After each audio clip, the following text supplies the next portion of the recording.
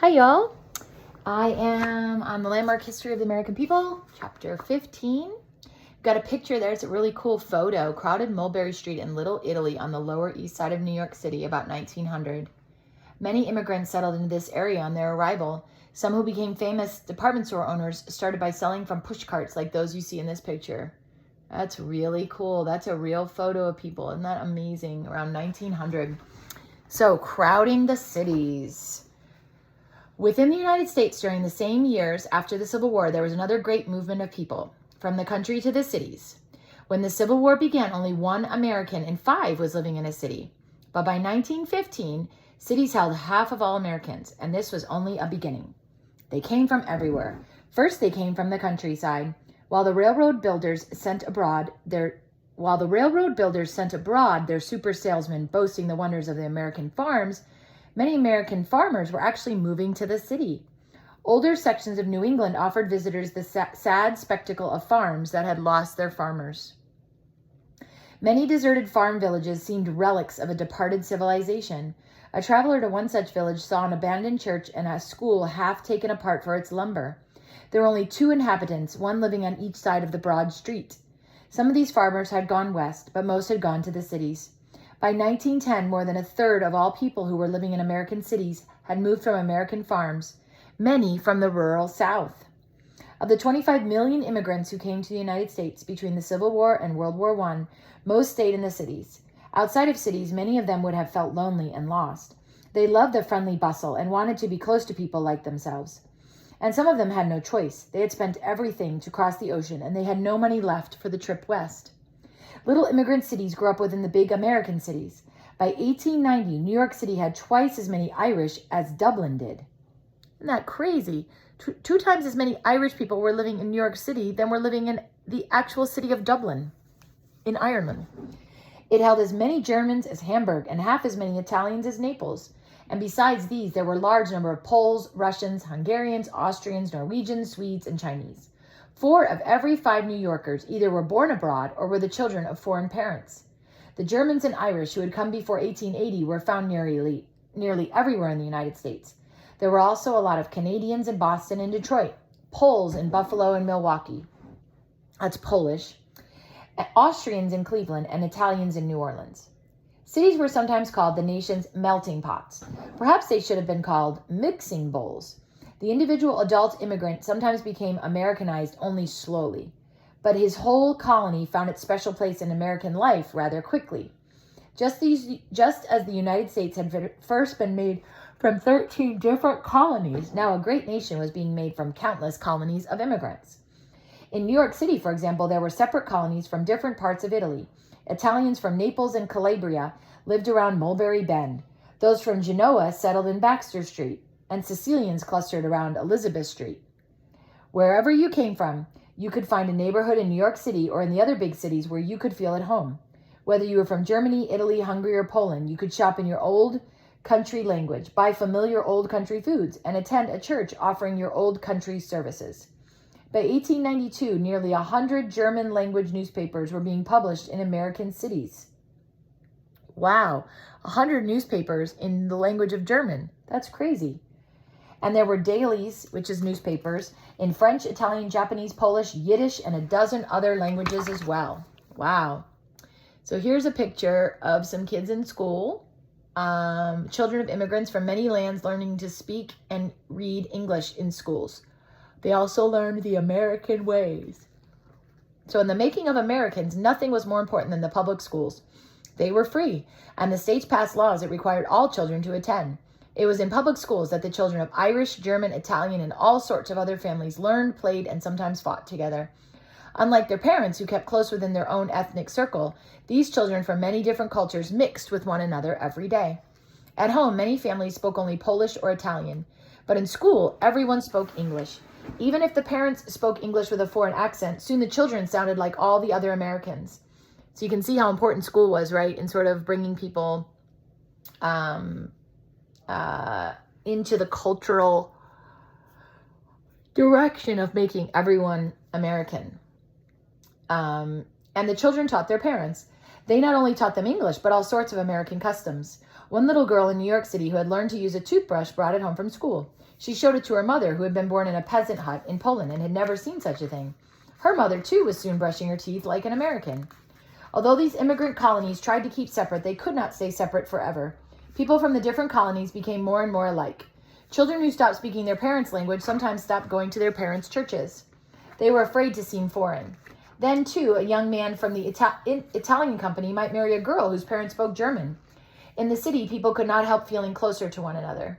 If the crowds were the joy of the city, crowding was also the curse. Old world cities had grown mostly by children being born to the people already living there. The parents put a cradle in the room with the other children. As the family grew larger, everybody was more crowded. And there's a picture there. A tenement design was supposed to provide light, air, and health for working people. However, whole families were crowded into just a few small rooms where they not only lived, but often worked as well. Here, a mother and her 4 older children make feathers in their apartment, while the embarrassed, unemployed father and the 2 younger children look on. The new art of photography made it possible for reformers like Louis Wicks Hine, who took this picture, John McNabb, Jacob Rills, and others to awaken the consciences of wealthier Americans to the straits of the poor. So by seeing this, you could see what the poor were going through in their homes. The American city was different. It grew by adding not just new children, but whole new families. Land was expensive in the crowded cities after the Civil War. Unless you were rich, you could not afford a private house. Still, the thousands who came pouring in had to live somewhere. New York, the nation's biggest city, busiest seaport, and the magnet of the world's immigrants, was where the problem was worst.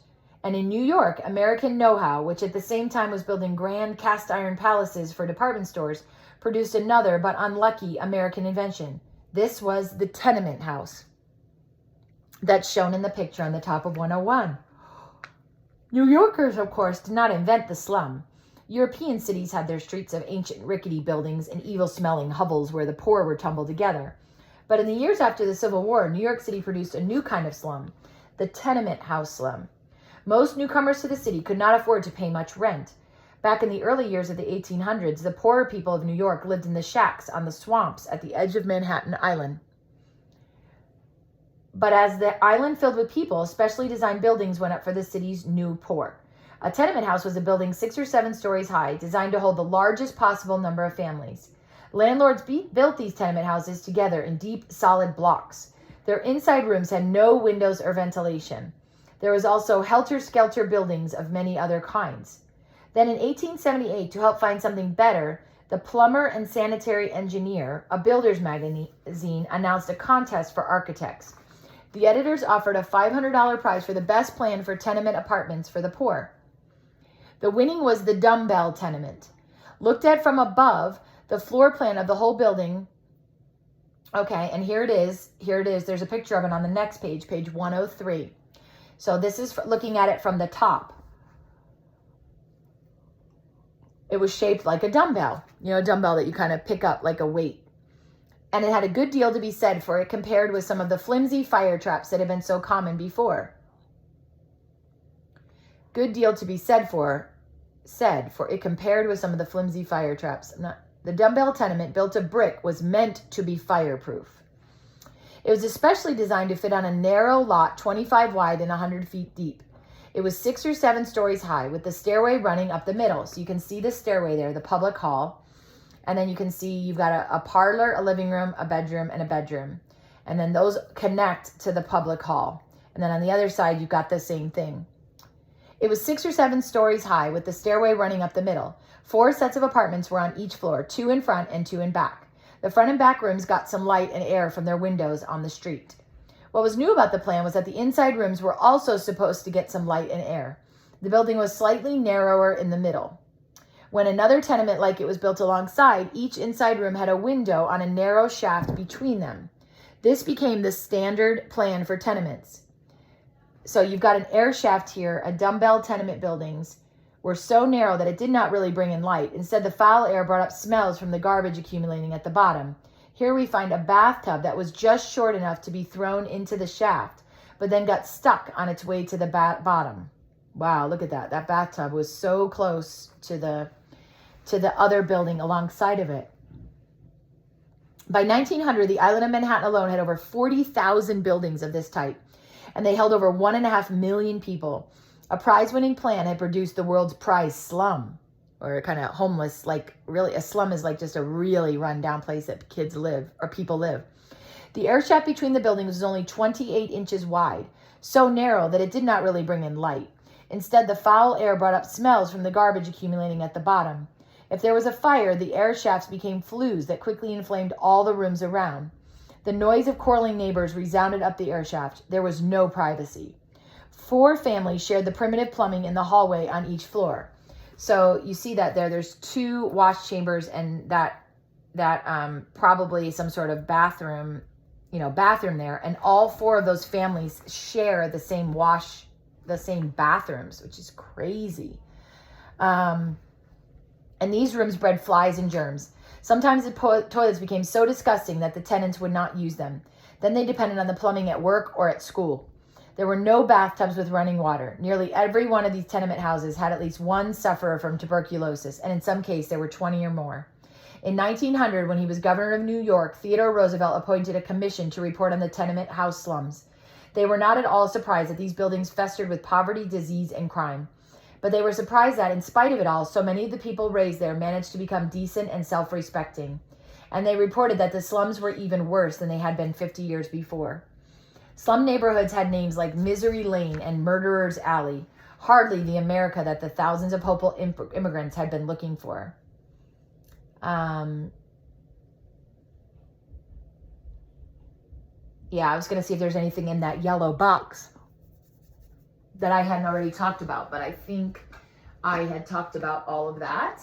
And so looking at chapter 13, chapter 15, just wanted to see if there were any questions I wanted to go over from that. Let me see if there's anything specifically I wanted to talk about. No, I don't think so. Just note on your timeline, Zoe, that half of all Americans live in the cities in 1915. That's something that should go on the timeline. And that is the end of chapter 15.